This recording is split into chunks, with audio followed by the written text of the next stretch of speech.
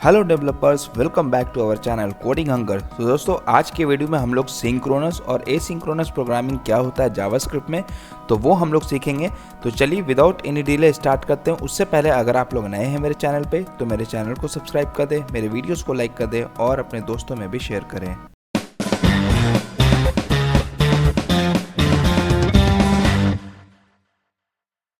तो दोस्तों, हम लोग चलते हैं इंट्रोडक्शन पार्ट पे। पहले देख लेते हैं आखिर हम लोग को इसका ज़रूरत क्यों पड़ता है। तो JavaScript is a single threaded language meaning it executes one task at a time. JavaScript जो है हमारा वो सिंगल थ्रेडेड लैंग्वेज है। इसका मतलब क्या कि हम लोग कोई एक टाइम पे हम लोग एक पार्टिकुलर टास्क को ही इम्प्लीमेंट कर सकते हैं। ऐसा नहीं कि मल्टीटास्किंग हो जाए। मल्टीटास्किंग मतलब क्या कि एक टाइम पे मल्टीपल टास्क कर रहे हैं हम लोग, तो वो हम लोग का जो जावास्क्रिप्ट का डिफॉल्ट बिहेवियर है वो है हमारा सिंगल थ्रेडेड लैंग्वेज। ठीक है, तो ये हमारा execute one task at a time when we perform any task it can be either synchronous or asynchronous. तो कोई भी काम करने को कोई भी हम लोग अगर इससे टास्क कराएंगे तो वो दो तरह से हो सकता है, चाहे वो हमारा सिंक्रोनस हो या एसिंक्रोनस। हम लोग और इसके बारे में डिटेल में देखेंगे।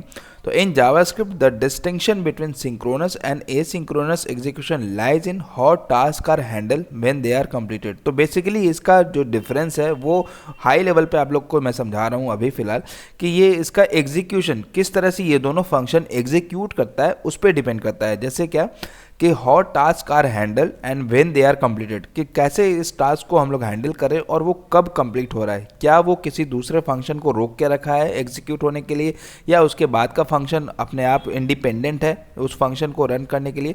तो ये चीज़ इस पर डिपेंड करता है। तो हम लोग दोस्तों देख लेते हैं सिंक्रोनस प्रोग्रामिंग आखिर है क्या। तो synchronous code execute line by line meaning one statement will not execute until the previous one is completed. तो सिंक्रोनस कोड जो होता है वो लाइन बाय लाइन हमारा कोड चलता है। इसका मतलब क्या है कि अगर आपका कोई एक कोड जो आपका लाइन नंबर 1 पे है और लाइन नंबर 2 पे, अगर लाइन नंबर 1 आपका 5 सेकंड ले रहा है उस पार्टिकुलर टास्क को कंप्लीट करने के लिए, तो आपको 5 सेकंड तक रुकना होगा, देन आपका फिर लाइन नंबर 2 एग्जीक्यूट होगा। मैं आपको इसका एग्जांपल लेके बताऊंगा। Task are executed sequentially meaning one at a time in order they appear. तो जैसा मैंने बताया कि एक सिक्वेंशियली होता है। जैसे अगर लाइन नंबर 1 होगा, देन उसके बाद लाइन नंबर 2 होगा, देन लाइन नंबर 3। तो क्या होता है इसका मतलब क्या कि one at a time in the order they appear, एक टाइम में एक ही वो स्टैक पे जाएगा। Each task blocks the execution of subsequent task until it finishes. तो जैसा मैंने पहले बताया कि अगर पहले लाइन को 5 सेकंड लग रहा है तो वो 5 सेकंड तक वेट कराएगा दूसरे लाइन को एग्जीक्यूट करने में। तो ये चीज़ ये लाइन बोल रहा है suitable for simple and short running task. तो ये जो हमारा सिंपल और जो छोटा सा एकदम हम लोग शॉर्ट टास्क करवाते हैं तो उसके लिए ये सही है। ठीक है, तो आप लोग देख सकते हैं, मैं इसका एग्जाम्पल लेकर दिखा देता हूँ। यहाँ पे देखिए console dot log task 1, console dot log task 2 और कंसोल डॉट लॉग टास्क 3। तो इस तरह का 3 लाइन हम लोग का है। ये क्या है कि हमारा पहला जो हमारा चलेगा वो टास्क 1 यहाँ पे प्रिंट करेगा, टास्क 2 प्रिंट करेगा और टास्क 3 प्रिंट करेगा। तो चलिए हम लोग इसका एग्जांपल लेके देखते हैं। तो दोस्तों हमारे पास यहाँ पे index.js है। यहाँ पे हम लोग यहाँ पे कंसोल डॉट लॉग करेंगे और यहाँ पे लिखते हैं टास्क 1। ठीक है, और इसी तरह से इसको कॉपी करेंगे और यहाँ पे पेस्ट कर देंगे और यहाँ पे लिखेंगे टास्क 2। ठीक है, फिर इसके बाद नीचे जाएंगे, पेस्ट कर देंगे, यहाँ पे लिखेंगे टास्क 3। तो आप लोग देखिएगा कि पहले हमारा टास्क 1 कंप्लीट होगा, फिर उसके बाद हमारे पास दूसरे लाइन पे जो टास्क 2 लिखा है वो हमारा रन करेगा और टास्क 3 है वो हमारा रन करेगा। तो अगर मैं यहाँ पे सेव करूँ और पेज को रिफ्रेश करूँ तो देखो टास्क 1, टास्क 2, टास्क 3। तो इसका मतलब क्या है कि ये सिक्वेंशियल चला है हमारा। पहले लाइन नंबर 3 चला, लाइन नंबर 4 चला, फिर उसके बाद लाइन नंबर 5 चला। तो इस तरह से दोस्तों हम लोग का ये सिंक्रोनस कॉल होता है। मैं और इसका एग्जाम्पल लेकर बताता हूँ। अब सपोज मैं यहाँ पे टास्क 2 ना लेकर के मैं यहाँ पे चलता हूँ, यहाँ पे लिखता हूँ स्टार्ट और एंड करता हूँ। ठीक है, स्टार्ट और एंड करता हूँ।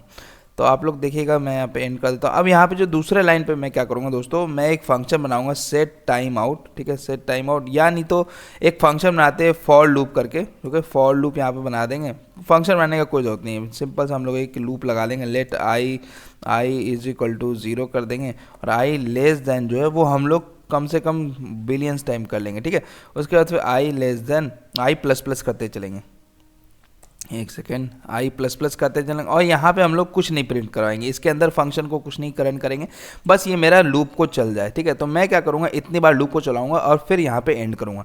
तो अब मैं जैसे ही सेव करता हूँ 1 2 3, अब आप देखिएगा मैं यहाँ पे चलता हूँ। अब पेज को यहाँ पे मैं गया, अब यहाँ पे देखोगे मैं इसको कॉपी करता हूँ और दूसरे टैब में ओपन करता हूँ, यहाँ पे पेस्ट करता हूँ और हिट एंटर करता हूँ। ओके, यहाँ पे से मैं अब इंस्पेक्ट टैब को ओपन करूँगा तो ये देखिए ये क्या हो रहा है, हमारा वो एग्जीक्यूट कर रहा है, जो फॉर लूप हम लोगों ने लगाया है वो उतने टाइम हमारा एग्जीक्यूट कर रहा है। मैं आपको यहाँ पे थोड़ा सा इसका कम लेकर के दिखा देता हूँ। ये देखिए मैं चाहूँ सेव करूँ, 0 कम दे दिया हूँ और अब रिफ़्रेश करता हूँ। तो अब आप देखिएगा मैं जैसे ही पेज को रिफ़्रेश करूँगा 1 2 3, तो देखो ये हमारा एंड अभी प्रिंट करवा दिया। मैं यहाँ पे से चल के एक और जीरो, कुछ और जीरो बढ़ा देता हूँ, सेव कर देता हूँ। अब फिर यहाँ पे चलते हैं, पेज को रिफ़्रेश करते हैं, तो देखो ये हमारा अभी स्टार्ट है, अभी हमारा एंड नहीं है, वो अभी हमारा लूप चल ही रहा है, चल रहा है। जैसे ही हमारा लूप का कंप्लीट होगा वो उतने टाइम्स बाद लूप चलेगा, उसके बाद फिर हमारा, तो देखो जो हमारा फॉर लूप जो इतना टाइम ले रहा है उस पार्टिकुलर लूप को चलाने में, उतना लूप तक हम लोग को रन करने में, तो हमारा एंड जो स्टेटमेंट है वो हमारा नहीं प्रिंट हो रहा है। तो मैं चाहूँगा कि ये जो हमारा एंड है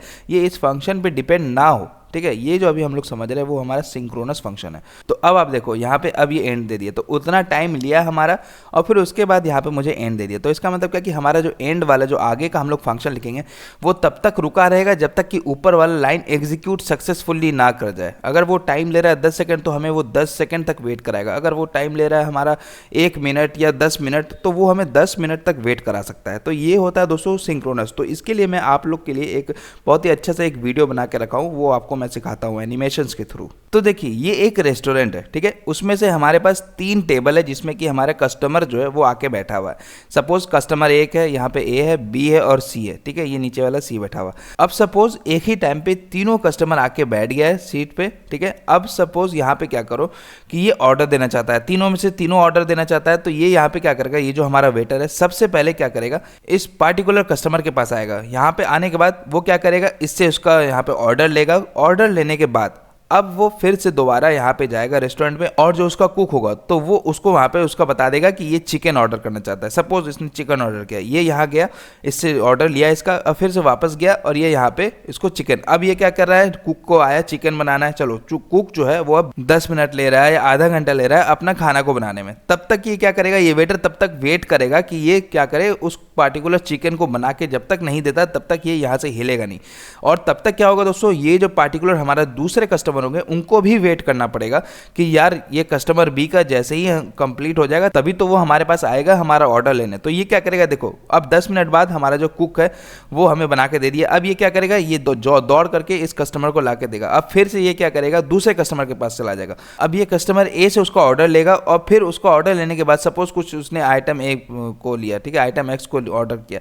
अब वो फिर से जाएगा, फिर से रेस्टोरेंट के पास कुक के पास जाएगा, बोलेगा कि ये ऑर्डर आया। अब ये क्या करेगा, 10-15 मिनट और वेट करेगा, तब तक कि जो हमारा कस्टमर सी है वो उसको और इसका 10 मिनट प्लस 10 मिनट इसका, मतलब 20 मिनट प्लस इसका 30 मिनट, तो कम से कम समझो इसको आधा घंटा तो वेट करना और पड़ा, फालतू का चक्कर, फालतू का इन लोगों का वेट करने के लिए। तो ये क्या करेगा, अब जो हमारा वेटर है वो यहाँ पे से इसका ऑर्डर लेके आएगा। ऑर्डर देने के बाद फिर से ये इस कस्टमर सी के पास जाएगा, फिर इसका ऑर्डर लेगा, फिर कुक के पास जाएगा, कुक फिर 15 मिनट लेगा, 20 मिनट लेगा, उसके बाद फिर ये इसका खाना बना के दे देगा।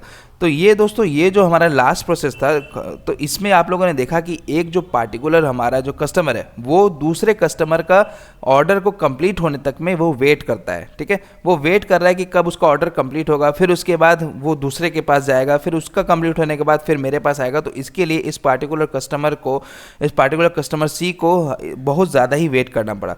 तो इसका मतलब आप लोग समझ जाइए कि एक पार्टिकुलर टास्क को कंप्लीट होने के लिए इन दोनों का, कस्टमर ए और कस्टमर सी का, यहाँ पे टास्क को वेट करना पड़ा। तो जिसके वजह से इस पूरे प्रोसेस को हम लोग बोलेंगे सिंक्रोनस प्रोसेस। तो ये हमारा दूसरे पार्टिकुलर टास्क को वेट करवाता है कंप्लीट करने के लिए, उसका एग्जीक्यूट होने के लिए, जब तक कि ये खुद का टास्क कंप्लीट ना कर ले।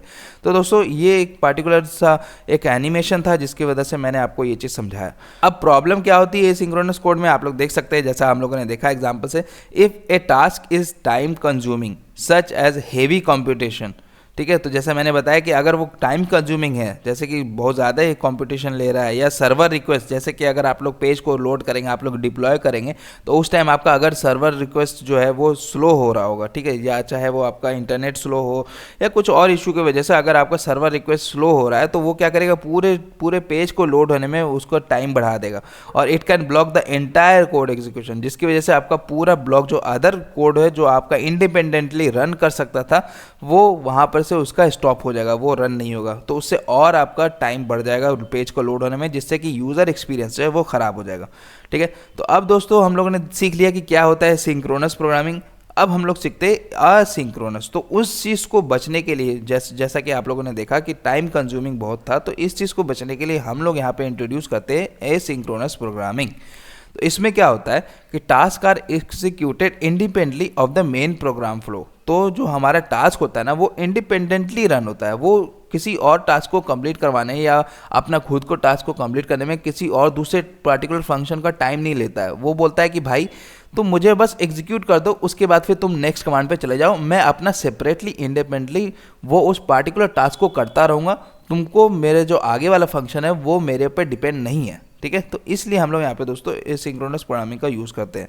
तो they don't block the execution of other task and allow the program to continue running. ठीक है, ideal for task like network request, file reading और टाइमर्स। तो जो हम लोग एपीआई फेच करते हैं, एपीआई पोस्ट करते हैं, तो ये उस टाइम पे हम लोग का यूज़ होता है। नेटवर्क रिक्वेस्ट में फाइल रीडिंग, अगर हम लोग कोई फाइल को रीड कर रहे हैं उस टाइम भी होता है। और टाइमर्स तो हम लोग इसका एग्जाम्पल लेके देखेंगे।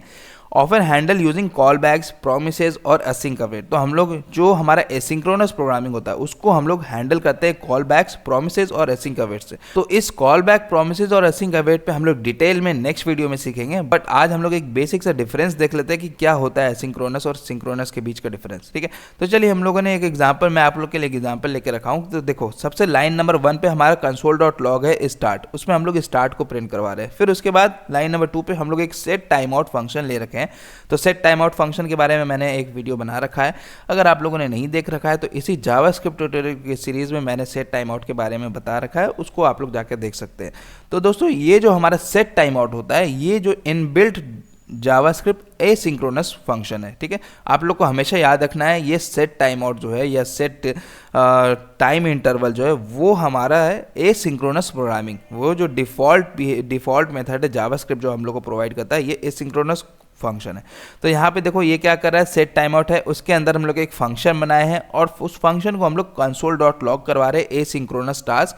और हमारा क्या है कि उसको 1 सेकेंड के डिले से, मतलब क्या कि 1 सेकेंड बाद हम लोग इसको रन करना चाहते हैं। ठीक है, और उसके बाद फिर console.log एंड। अगर हमारा इसी जगह पे सिंक्रोनस फंक्शन होता तो वो हम लोग का क्या होता है, पहले स्टार्ट लिखता, उसके बाद फिर हमें 1 सेकेंड वेट करवाता, उसके बाद फिर ये हमें एसिंक्रोनस टास्क लिखता, देन उसके बाद फिर लाइन नंबर 3 हमारा एग्जीक्यूट करता। बट क्योंकि ये एसिंक्रोनस प्रोग्रामिंग है, तो ये जो हमारा सेट टाइम आउट है, ये एसिंक्रोनस फंक्शन है, तो ये हमें वेट नहीं करवाएगा हमारे आगे का फंक्शन को रन करने के लिए। तो आप लोग इसका आउटपुट देख सकते हैं, पहले हमें ये स्टार्ट लिखा दिख रहा है, उसके बाद फिर एंड हमारा यहाँ पे 1 सेकेंड वेट करवाना चाहिए था, लेकिन नहीं, उसके बाद फिर हमारा यहाँ एंड कर दिया, उसके बाद फिर 1 सेकेंड के बाद हमें यहाँ पे एसिंक्रोनस टास्क दिख रहा है। चलिए हम लोग इसका एग्जाम्पल लेके देख लेते हैं। तो देखिए, ये हमारा स्टार्ट है और फिर यहाँ पे मैं जाऊँगा